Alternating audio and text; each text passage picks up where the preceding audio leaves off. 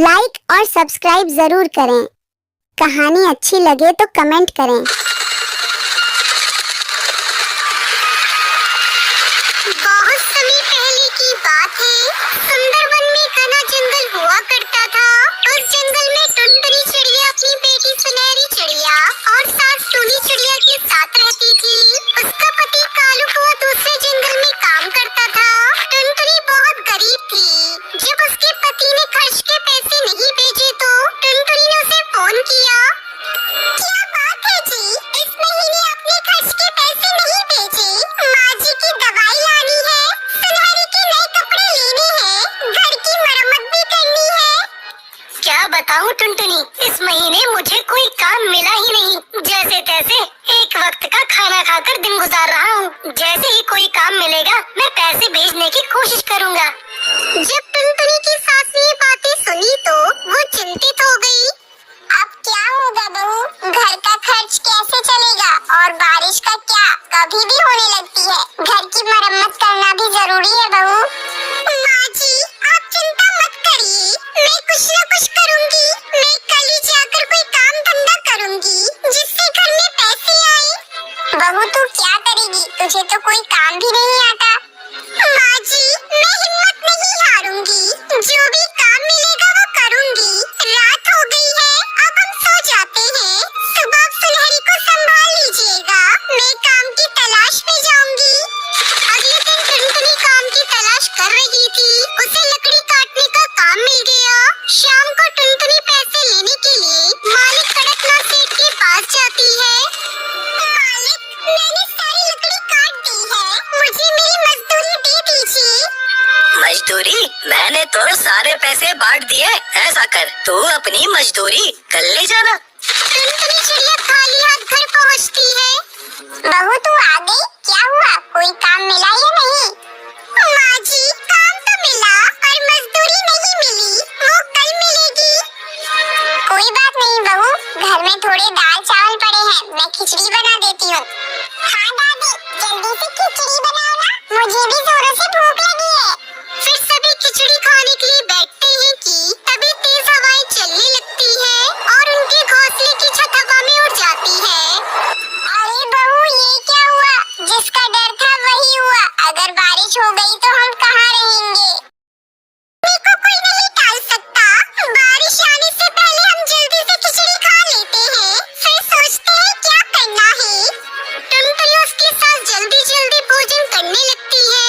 तभी बारिश शुरू हो जाती है। बारिश का पानी घर के अंदर आने लगता है।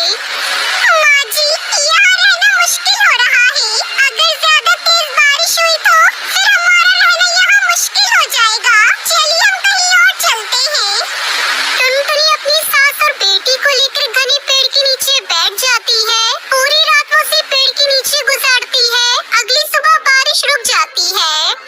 बहू सुबह तो हो चुकी है और बारिश भी रुक गई है, अब बता क्या करना है? माँ जी अपने घर की छत तो उड़ चुकी है और घर भी काफी पुराना हो चुका है, क्यों ना हम इसे फिर से बनाएं? बहू ये तो क्या बोल रही है, तुझे पता भी है घर बनाने में कितने पैसे खर्च होते हैं? हाँ माँ जी मुझे सारी बातें पता है, हम अपना घर बांस का बनाएंगे। जंगल में बहुत सारे बांस उगे हैं, हम वहाँ से बांस लेकर आएंगे, फिर उससे अपना घर बनाएंगे। टुनटुनी उसके साथ मिलकर अपने लिए बांस का सुंदर सा घर बनाती है। दूसरे पक्षी जब टुनटुनी के बांस के घर को देखते हैं तो वो भी टुनटुनी से वैसा ही घर बनाने को कहते हैं। टुनटुनी तुम्हारा बांस का घर तो बहुत अच्छा बना है, हमारे लिए भी ऐसा ही घर बना दो, बदले में हम तुम्हें अच्छे खासे पैसे देंगे।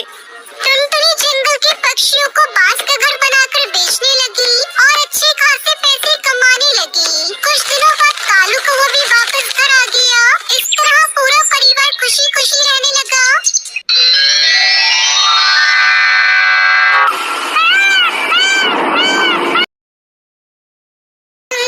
जंगल में 3 दोस्त रहा करते थे, टुनटुनी चिड़िया, कालू कौवा और तोताराम। टुनटुनी बहुत सीधी थी, कालू